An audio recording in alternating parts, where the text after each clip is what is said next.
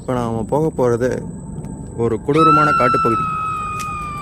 இப்போ இந்த காட்டுப்பகுதிக்குள்ளே யாருமே போனதில்லை.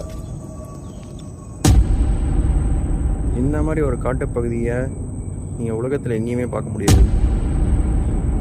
ஆனால் இது நம்ம உலகத்தில் தான் இருக்குது. இது நீங்கள் நம்பி தான் ஆகணும்.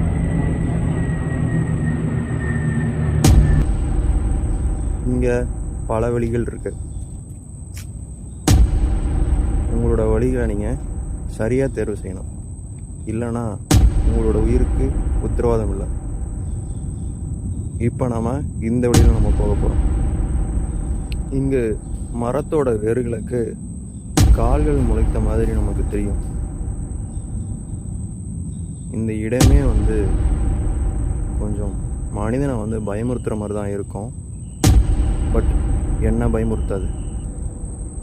இங்கே நம்மளோட பாதை நீண்டு கொண்டே போயிட்டுருக்கு. இது நம்ம கடந்து வந்த பாதை. இது என்ன, இது பிளாஸ்டிக் டப்பா மாதிரி இருக்குது. நீங்கள் பாருங்கள் மக்களே, இந்த மாதிரி கொடூரமான காட்டுலேயும் நம்ம ஆளுங்க சும்மா விட மாட்டுறாங்க. இங்கே பிளாஸ்டிக் குப்பைகளை போட்டுட்ருக்காங்க. இதுதான் அந்த கொடூரமான காட்டு பகுதிக்குள்ள பக்கத்தில் இருக்கிற நதி.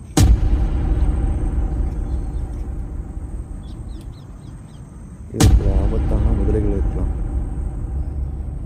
இப்போ நாம் அந்த அடர்ந்த காட்டோட முடிவுக்கு வந்துட்டோம். அதாவது எல்லை பகுதிக்கு வந்துட்டோம். ஸோ இங்கே நீங்கள் பக்கத்தில் போனால் வெளிச்சம் தெரியுது. வெளிச்சம் நல்லா தெரியும். பட் உள்ளே பார்த்தீங்கன்னா கும் இருட்டு.